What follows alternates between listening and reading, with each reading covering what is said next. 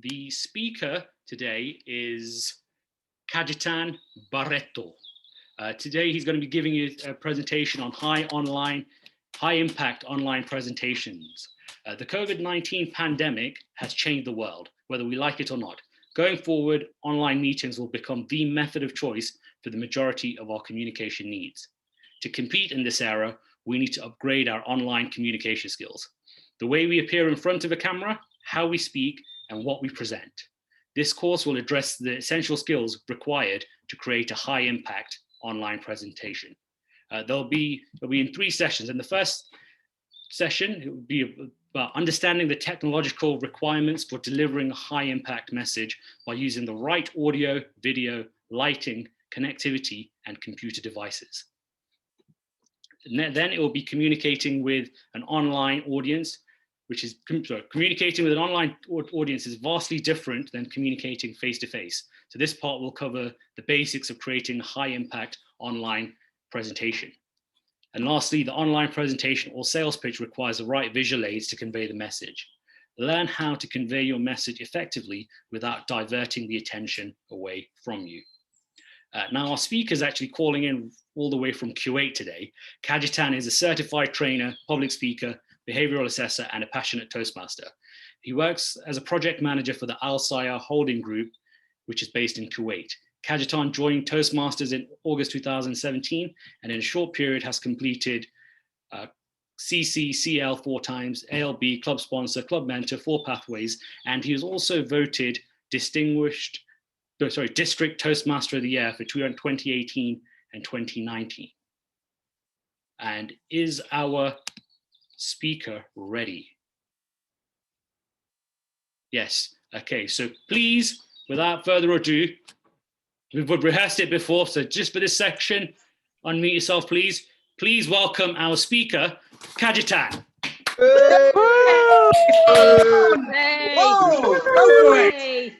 Yo! Thank you very much for that amazing welcome. Greetings all the way from Kuwait, where the temperature outside is 45 degrees. It's hot, but it's going to get hotter here. First of all, thank you so much for inviting me to deliver this workshop. I've been in District 71 twice before, delivering different kind of workshops on design and branding. But I thought of doing something different this time.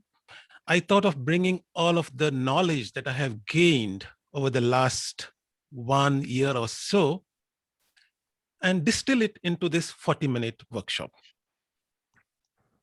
Let me dive into it. So what is the objective of today's workshop? It's very simple.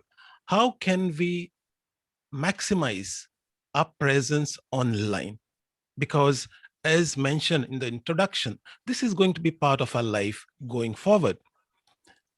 Just 2 days ago, Google announced for its employees, hundreds and thousands of employees, saying, hey, you know what we are going to do once this pandemic is over? You decide how you are going to work. You want to come to office? Great. You want to work from home? Still great. Which means online is part of our culture now. When it started, we thought we will finish it in 1 month, 2 months, we will get back to our meetings. Zoom, what is that? But finally, we were forced to connect to Zoom, and we made the word, you are on mute, as the most used phrase of 2020. But I'm sure most of you have already figured it out by now, though we still make that mistake. Even I do it sometimes. I do keep my eye on the microphone all the time. But we start speaking and somebody says, hey, you're on mute. So this has to become natural for us. So this is what I'm going to focus on today.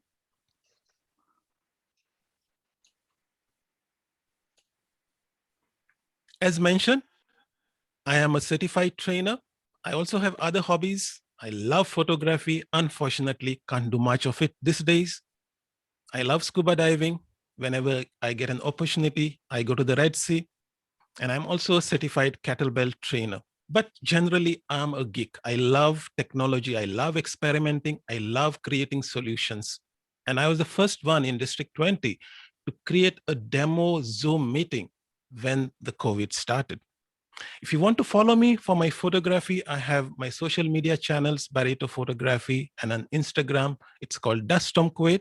In case you are wondering why it is called Dust Storm Kuwait, I live in Kuwait.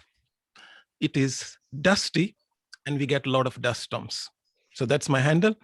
But for the last 1 year, I've been focused on Toastmasters and specifically online, and specifically enabling people to get comfortable with online meetings, online, let's say, contests, how to do them, what are the procedures. So I did that last year and successfully transition our district to do everything online as quickly as possible. And most of my experiences, I publish it on YouTube. You can follow me there on YouTube channel called Tech for Toastmasters.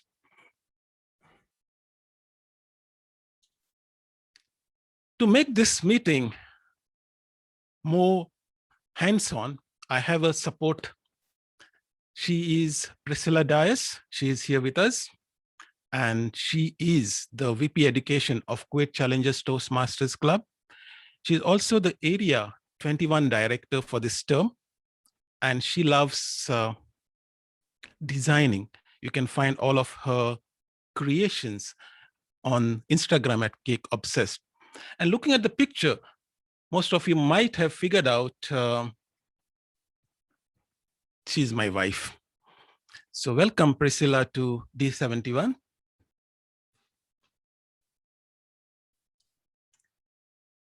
Thank you, dear hubby, TDM Cajetan.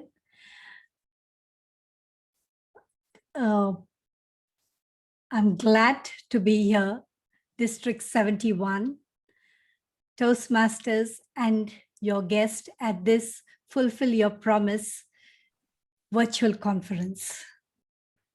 I'm so happy that I have been made part of this workshop, and I hope all of you enjoy this workshop and gain some information that you're looking for. Over to you. Thank you very much for that.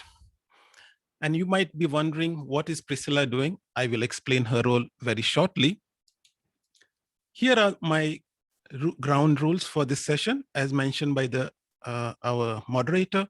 Do keep your microphones muted, but I would love to see a lot of questions in the chat, and I have chat open next to me.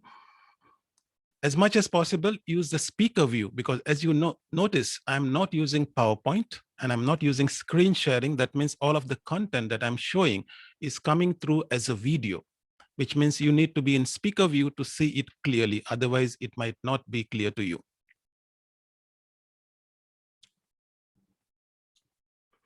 These are the three areas that I want to cover today: the tools and technology, communication style, and presentation techniques. And we'll go through each one by one.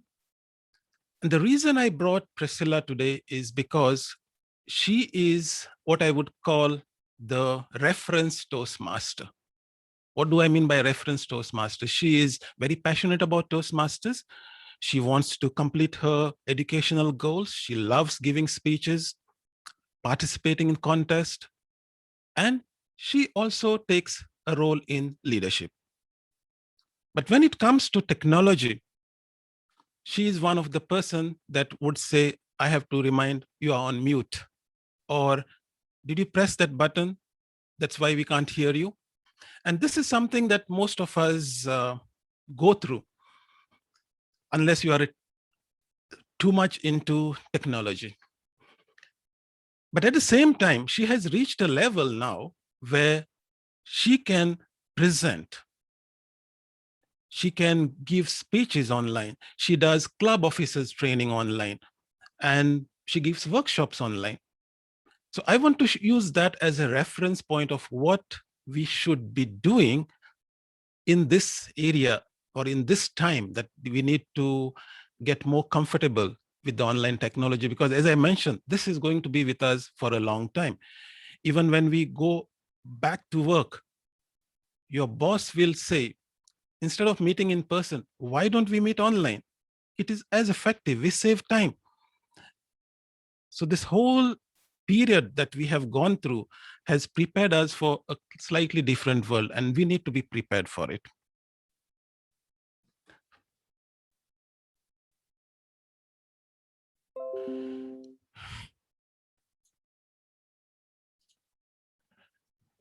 Who can tell me in chat, who is this person on stage and when was this picture taken? Or where was this picture taken?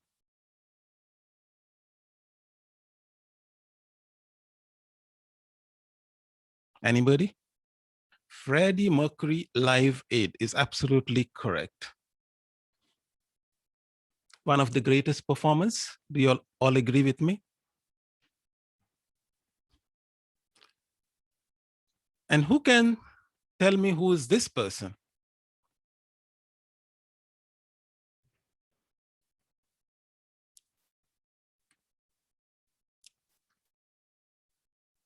That might be a hard one for most of you because you have never met her, but she's my wife. She's Priscilla. I want you to tell me, what do you think is the similarity between these two? What is common in these two persons? Anybody?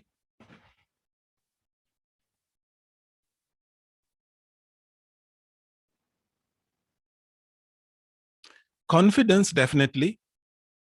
Communicating with an audience, correct?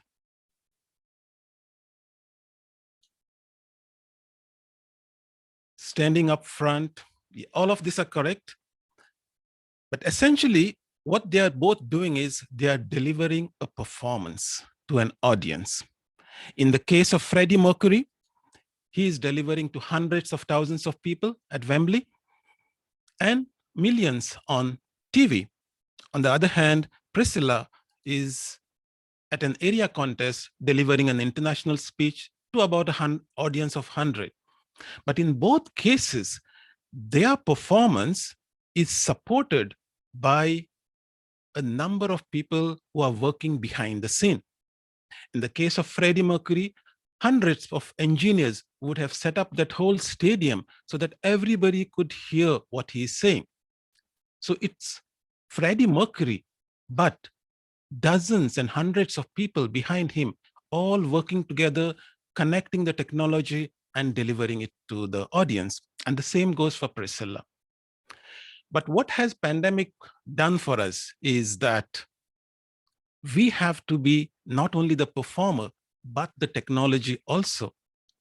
If Freddie Mercury was alive today and he was quarantined at home, and he was asked to come online on Zoom and deliver Bohemian Rhapsody, sitting in a room like this, it might not sound the same, right? Similarly, if Priscilla has to deliver her speech or international speech on Zoom, it wouldn't sound the same because the support structure is not there. Now she has to figure out how to use the microphone, how to use the camera, how to take care of the sound. So she has to become a sound engineer and a mixer and everything together to deliver a performance. And that's what's happening to all of us. We have to sort of constantly upgrade ourselves to use all of those things that we were taking for granted. And what are those things that we used to take for granted? So to be effective online, of course, I will not spend any time on the device with strong connection because you do need to invest in a good computer or a laptop or a MacBook, whatever it is, the best that you can afford. You may not be able to buy the best, but you should be able to buy something that works for your budget. And there is no advice I can give you. Decide what works for you, decide what you can afford. And most of you have already done that. That's why we are here in this meeting today. But I want to focus on the other things that we can enhance. And the first thing I want to do is to focus on the audio. Because in an online meeting, your audience will forgive you if your video is bad, if your presentation is not clear. But if your audio is not coming through, then they will tune out. They can't get the message. So this is one area that we need to understand, and we need to get the best that is possible. I'm sure most of you have already invested in some kind of audio, and I would like you all to put it in chat to say what kind of audio device are you all using. Are you all using the built-in microphone of your phone or your laptop? Have you got a headset? Are you using some kind of a dedicated device?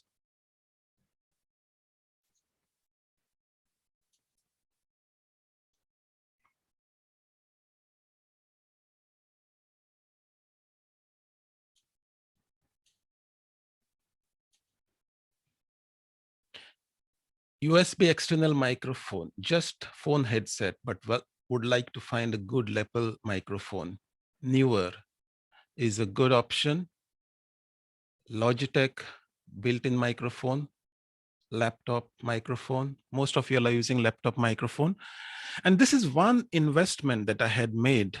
I don't know whether it's an investment. Priscilla might have a different opinion about that, but I would like to sort of demonstrate the audio that is used by Priscilla, because I wouldn't want you all to think something like this is a reference audio, because this is more for my YouTube videos, not something I will use for normal speech or presentations. But Priscilla, can you show us what kind of audio you are using?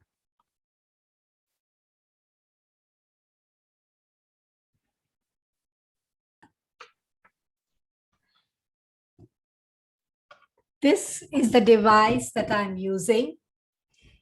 So ever since I received this from my husband as hand-me-down, this has been the device, the audio device that I use while giving my presentations and workshops. You get that? Thank you. So that's a Blue AT microphone, something like what you have, some of you all have already mentioned. Somebody has a newer USB microphone. And these are great options, because as you can notice that when she's speaking, it is out of sight. You don't see the microphone as part of the visuals. It is hidden away. And they are very easy and they don't cost too much, maybe $100 or something like that. And they make you free, because if you use a headset, it's good. Headset is also good, but maybe when you're speaking, you don't want the distraction of a headset on coming as a distraction. This is really the best as far as audio is concerned. These are called dynamic microphones, but this is not something which is practical for most of us. Because besides the cost, forget about the cost, there is a lot of technology involved. We have to put it in the audio interface and then connect it and mix it. But that device that gives reasonably good sound is something that you should consider, because it's like an investment, paying a few dollars to improve the quality of your audio.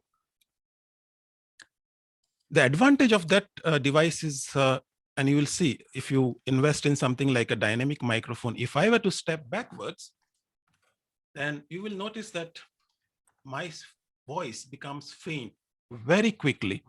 I have to be right in front of the microphone. But in the case of a normal condenser microphone like that one, even if you step back, it won't be, you will be still able to hear it. Yo-yo, come here. So that's the difference between a condenser microphone and a dynamic condenser microphone. It can be kept away out of sight, but the only disadvantage is that you tend to hear what's going around in the room. So if Yo-Yo, that's a cat, was upset and started crying, it would come through in her microphone and to you. So you have to keep a note of that.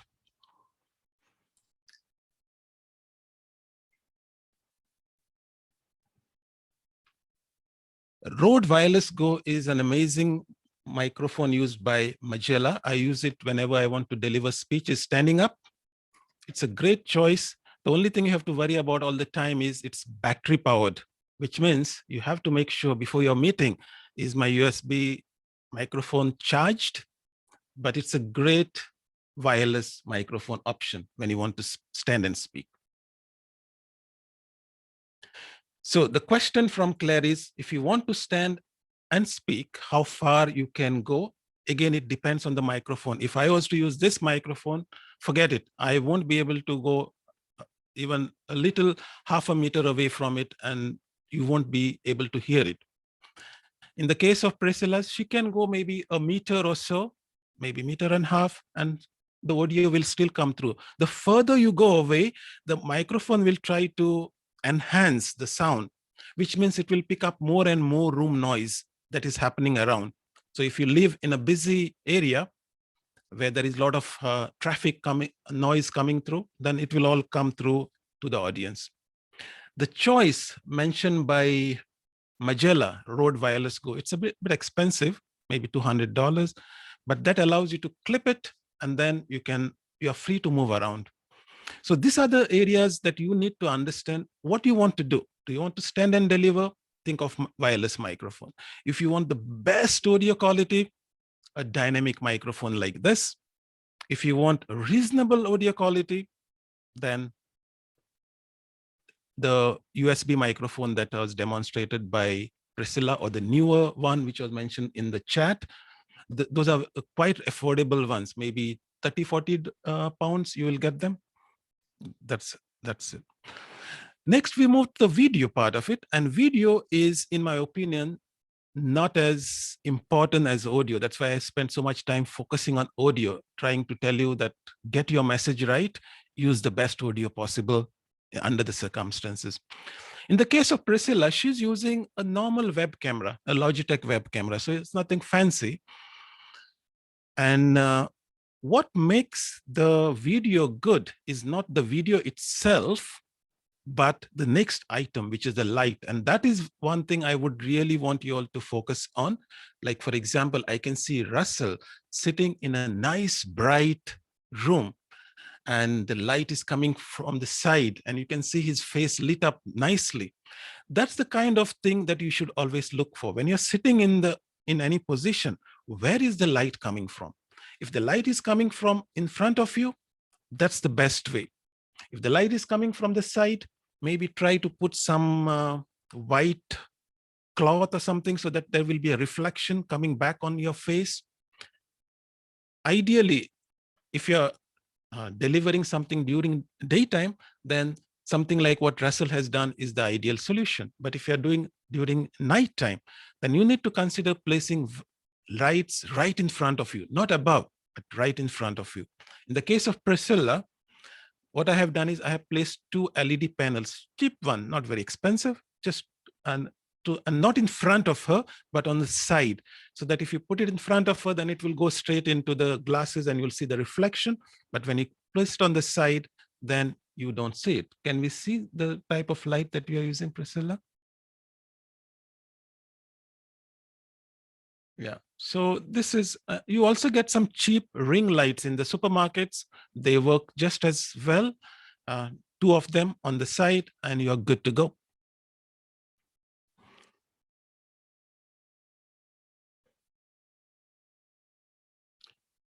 Claire Baker says, maybe Rode is the way to go if you deliver a lot of speeches standing up. Then yes, I agree, Rode is the way to go. I have one with me here and I love it. I use it for hybrid meetings also, by the way. I found it amazing. I have one video on YouTube where I use the Rode Wireless Go. One side I kept it in front of the speaker, and the other I connected to the laptop, and everybody could hear the whole room, the speeches, when I conducted the hybrid meeting. So I had used that. Next important thing is the camera position, and some of you have already figured it out. I can see that. Again, for me, Russell Hipkin is a reference. He has the camera position at the right angle, but I would like to Priscilla to demonstrate what I mean by not having the camera at the right angle. So most of the time when you are using your laptop or you're using some other device or phone, we tend to keep the camera something like this, and it's never a good idea to look into someone's nose. So the simple trick is figure out a way always to place the camera at the same angle as your eye, maybe slightly higher, but at least at the same level as your eye. And this is what Priscilla does. She just places it on top of a computer screen. If you have a laptop only, all I would suggest is find a box. Find a box that you will place on top of the table and put the laptop on top of it so that the camera reaches your eye level. Very simple. And the third part of your communication style is your body language. Ever since we moved into this online meetings, we have brought in all of the habits of our physical meetings. And I observe many evaluators always saying, oh, your speech is good, but if you stood and delivered, or if you went back, or if you went left, or if you went right to show us your stage movement, that would have been great. But you have to understand one thing, that in an online meeting, you have to adapt to the online environment. And trying to mimic what we used to do in a physical meeting might not be the best thing to do. Because if you stand back, first of all, I can't see your expressions, right? In a physical meeting, when we sit there, our eyes are powerful machines. They can automatically adjust as somebody goes behind or front or left or right. But our cameras can't do that. The cameras are fixed. So when you go behind, immediately we lose sight of your expressions. We lose sight of the sound, which is very important, unless you use something like a Rode. If you're using normal microphone, you are restricted by how far you can go and still get your message clear. You shouldn't be so obsessed that I must have my hand movements, I must have my gestures, I must move left and right. The important thing is the message. Try to find a way to deliver the message. Priscilla, how do you deliver your message in an online world? Well, as we just heard, it's not necessary for you to go left, right, or behind. To make a point, look into the camera. Look into the camera and make your point. You must have noticed the world champion of public speaking, Mike Carr. He started his speech. He came from the side, but he looked straight into the camera. And throughout his speech, if you watch, he is looking into the camera, coming close to the camera and making his point. And that is the way to go. Fantastic. That brings me to the point of eye contact that I had not covered properly. Is that what is eye contact? At the end of the day, eye contact in a physical meeting would be to reach out to a certain person, hold the eye contact for a few seconds, move to the next person, and so forth. We can't do that in an online meeting. And it's very difficult for us to understand how eye contact works. Priscilla, how do you do eye contact? Well, I'd like to share a secret with you all. It was such a pleasure to stand on stage and deliver speeches and look into somebody's eyes and really make that eye contact and ask that question that you wanted to in your speech, or make a point by looking into the eyes. Now I cannot do that, but I've learned something. Just right behind my camera, I have a mirror. Now I look into the mirror and I perform. I perform for myself. When I look into the mirror and perform, it looks like right now I'm looking straight into the camera. Now, just to give you an example, when we don't look into the mirror or into the camera, it looks like this. I'm looking at the screen right now. And I don't think that's how we would like to deliver our speeches or our workshops or training. So the best way to do that is place a mirror right behind your camera. And like you would practice your speeches standing in front of a mirror, deliver your speech standing in front of a mirror. There you go. Kate Rayleigh asks, what is the name of the white screens Priscilla showed to enhance the light? So these are just LED panels that you find in any shop. I think the name, I don't remember. I think it's Godox. Yeah. Godox. But you can get smaller ones. You don't have to buy so big. Probably they are not at full strength right now, which means you can buy cheaper versions and still get good light. Moving on to the presentation itself. And this is where I would like you all to pick up some tips and ideas how you can start presenting to the next level. As you know, a normal approach whenever we have a presentation, any project, anything that we want to show to the audience, training, we immediately make a PowerPoint presentation like the one I have done right now. And we want to have it with all the bullet points and everything in that PowerPoint presentation. And we come and share the presentation. But what happens when we do that? Priscilla, can you show us what would normally happen if you were doing a PowerPoint presentation? I just need the share screen, right? Done. Okay, in a normal presentation, this is how I would have done it. This is a presentation I prepared for my level 5 speech. It is to support the speech, and it was all about how I would plan to become a distinguished Toastmaster. And of course, visionary communication was the path that helped me prepare for this speech and to become a distinguished Toastmaster. So in a normal presentation, you will just click on the mouse and it goes on to the next screen, and you get to just very naturally move with the flow. You make your presentation, you hold it for some time, speak, pass on your message, and you can use animations and make it really interactive. So this is how I would do a presentation in the normal, this is how I would deliver my speech with a normal presentation. Okay, the only problem is that when she was doing that, you would have noticed that the whole screen was taken up by the PowerPoint presentation, and she was like a small thumbnail on the side of the screen, right? And so what happens is we are becoming excellent PowerPoint creators, not communicators, because you are sidelined essentially.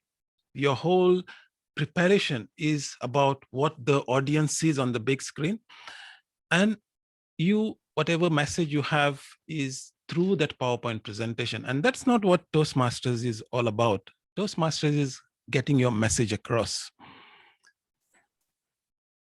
And you really didn't have much choice before.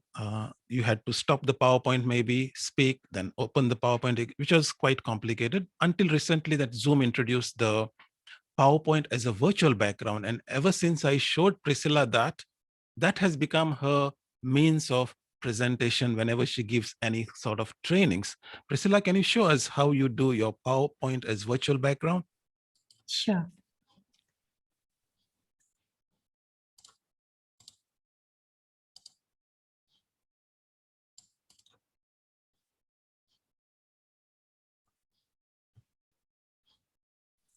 Now, this is the same presentation, but as you can see me here as in the virtual background. And this makes it even more better, where I am engaged. I'm keeping you engaged by being there on the screen right away. The advantage of this is also you can move your screen, move yourself to whichever side of the stage you want to be on. look at it like as if you're delivering a speech on stage with a presentation behind you, and you are making interaction, making the eye contact and everything that you want to do with your screen by your side. Another thing, what you can do is reduce. If you want just your screen to be seen full, you can just reduce yourself there. Or if you don't want, now, if you finished with presenting your presentation and you want to speak and make a point, you just zoom in like this, and your presentation is behind, and here you are full screen to engage your audience in your speech. Now, to move on to navigate your presentation, all you need to do is click on the arrow here down, and you move on to your next slide. And as you can see, I can just reduce and increase this so that my presentation is visible, I am visible, and this is real fun while delivering a presentation speech. The only disadvantage here is that you cannot use animations, something that I love to do, have those little things popping out, the sentences coming or the pictures popping. This is something that we cannot do because what happens here is the presentation is being used as a virtual background. So you get just the slides. Nevertheless, if you can make a point by just zooming in and making your point, I think that counts for. Thank you so much for that demonstration, Priscilla. You're welcome. Now she has, if those of you most of you might already know this, but if you don't know, it's basically very simple. So this is my screen that you are observing. And when you click on the share screen, we have this basic and we have advanced. So in the advanced, you will find this option called PowerPoint as virtual background. Experiment with that. It's really a great tool to present without feeling like you are sidelined. Okay, and then you click on share, it will ask you where is the PowerPoint file, and you can present it. And this logic works on, that brings me to the next part, which is the virtual camera, because she has used, as she said, PowerPoint as a virtual camera, and we use virtual camera in Zoom all the time. But to really make a virtual camera work, we ideally should have something called a green screen. And this is something you can invest in. And when I say invest in, it could be just a cloth that you buy from the shop and hang it behind you. In the case of Priscilla, can you show us the screen that you are using, the green screen?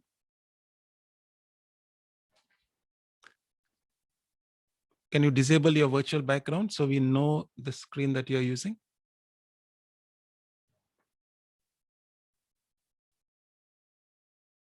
So as you can see behind her, there is nothing. It's just a green screen. In this case, we bought a collapsible green screen because we didn't want to hang something and it takes time to hang and remove. So this one just collapses down whenever we don't need it, and we can put it aside. How does it look if you pull the screen down, Priscilla? We have 5 minutes left of our session. Okay, that's our living room. I can assure you it always looks neat like that. But if you don't have the green screen, what's the problem is you can still use virtual background. It doesn't matter. And let Priscilla turn on the same virtual background, but you'll notice some small difference when she does that.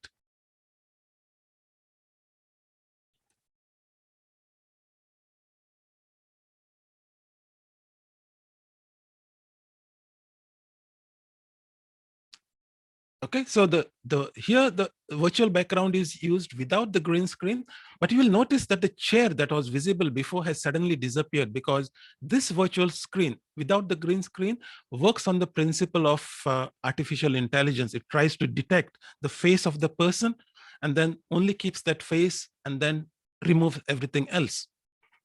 So the quality of that would depend upon the quality of your computer, how powerful it is to process that image and remove the background.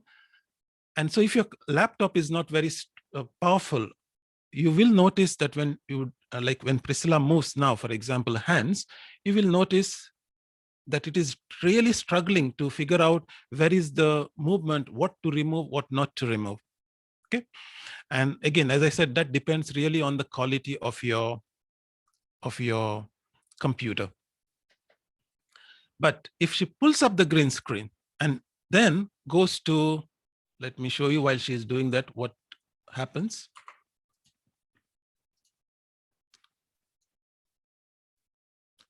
So in this case, when we click on video settings and go to choose virtual background, right? So she has this option saying, I have a green screen. So if you have actually placed a green screen behind, then the magic happens, because then it uses something called the chroma key, as used in Hollywood movies, to remove the background and replace it with fantastic images. So that's what happens when you have a green screen. So now when the green screen is placed, only the area that is green is removed and anything else is shown. So that's why we are able to see the chair, because that's in front of the green screen. The only thing you have to do when you're using a green screen is make sure you don't wear anything green, because if you do, you will become invisible, right? So that's the process of reaching a level of good audio, good lights, using techniques like PowerPoint as virtual background, using a green screen, and combine all of that and keep the camera at the right angle, make sure you know how to talk to the audience online, and suddenly your presentations, your pitch, your sales pitch at work, for example, will be elevated to the next level. Nowadays, whenever I am in an online meeting with my board members and so forth, all the time they ask me, how are you doing this? How is your present? And it makes an impact. It does make an impact, because you can't sell products by just showing a PowerPoint presentation and you being sidelined. You need that connection. You need to be able to talk to the people. And using all of the techniques that I have shown, that's where you can achieve and adapt to the new world that we are going to live in very shortly.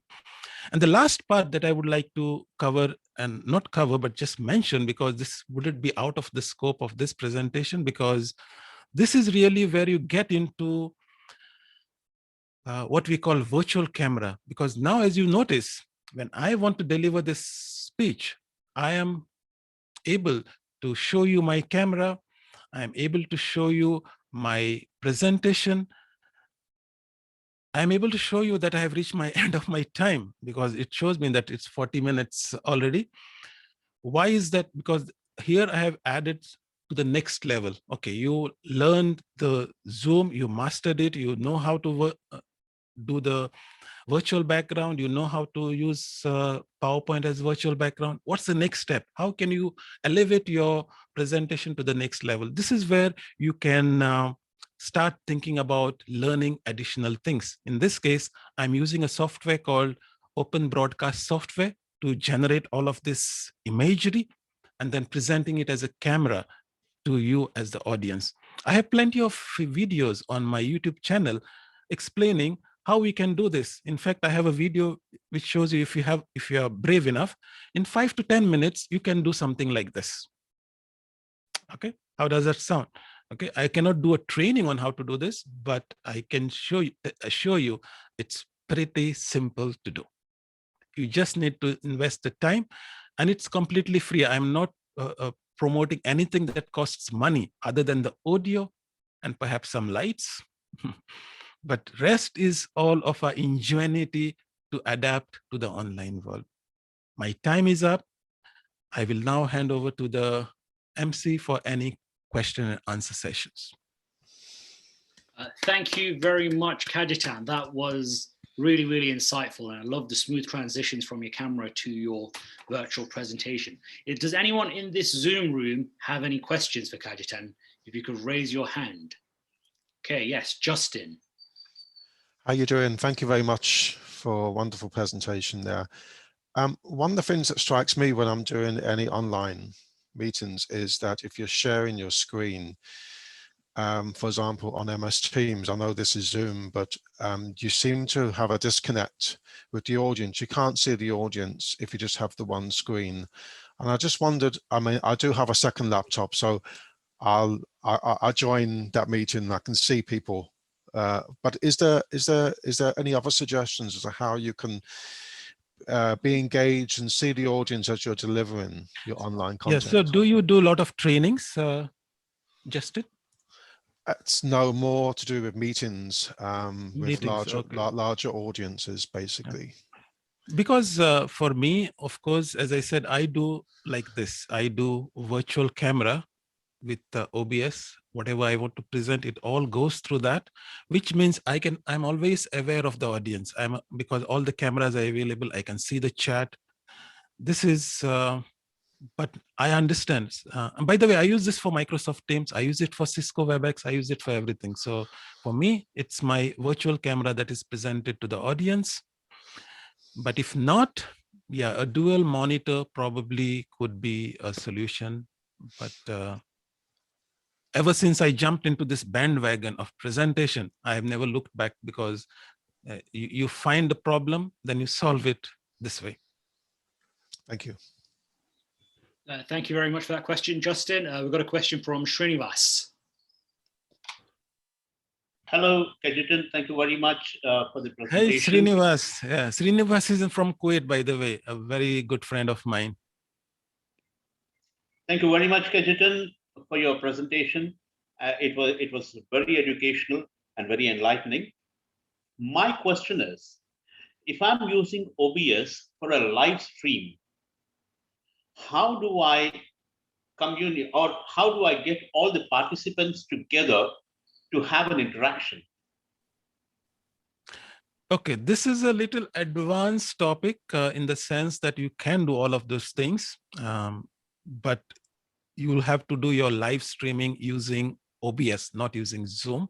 And I recently did a sample of how that could be done. And if you go to my YouTube channel, there is one interview that I have done with Priscilla, just to show that you can bring somebody from Zoom, you can mix it up here, combine it with a nice board, and you could bring multiple people like that, and they are all having interactions, and then you can stream that to YouTube, Facebook.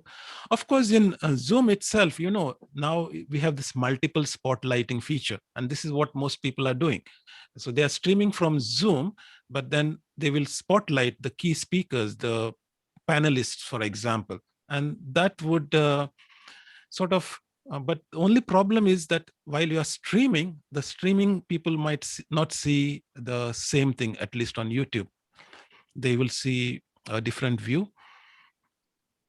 But in OBS, you could do it, but it's a little complicated in the sense you have to stream from OBS, not from Zoom. Yeah, my question was that if I'm using OBS, do I use the studio mode or do I use the normal live streaming mode? There is a normal live streaming mode. You have to use that, yeah. Okay, thank you. Thank you very much. Great, thank you very much, Srinivas. Cajetan, we've got one more question from the Hoover app, which comes from Anita Devi. How do you define high impact? So the high impact is a combination of your own personal skills, right? So by default, you already have your abilities to deliver a message. That goes without saying. I cannot teach you to be an inspirational speaker because you probably already are, or you have to go to the right people who can tell you how to deliver inspirational speech or presentation. So that is your part of your knowledge. The problem is, what I'm trying to stress in this session is how you take that ability of yours and make sure it has the impact in an online audience. Because if you were to deliver it in a physical meeting, you don't need anything, because as I mentioned in the example of Freddie Mercury, he is expert, he is the best singer in the world. He just has to come on the stage and everything is arranged for him. So in the same way, in your case, if you are good at delivering speech, and if you're delivering a physical location, you'll just appear and everything is ready for you and you deliver.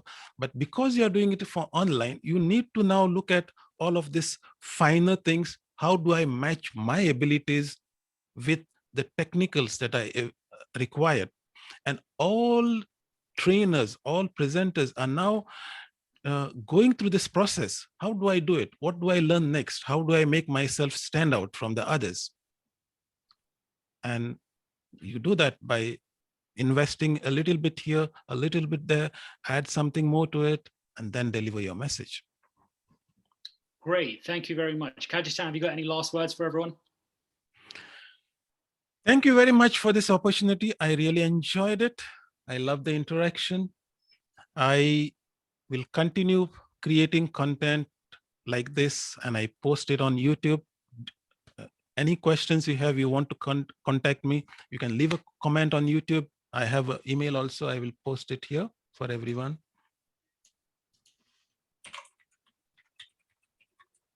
You can reach out to me for any queries, further discussions, and I'm always there. I love training. I love sharing knowledge. Looking forward to seeing you in future. Great, thank you very much. Can I get one more round of applause for Cajetan? Thank you very much for doing this and for streaming all the way from Kuwait. Just want to thank Zoom Masters Sultan and Cameron for doing a great job. Thank you to Priscilla for joining in the presentation as well. We've got a quick, short 10-minute break, and then there's a choice of 2 more sessions. One session is on Finding Your Greatness, which is run by Sanat, and the next one is on how to create meaningful conversations through storytelling, which will be run by Diana Robertson. Once again, thank you everyone for attending, and enjoy the rest of the conference. Thank you very much.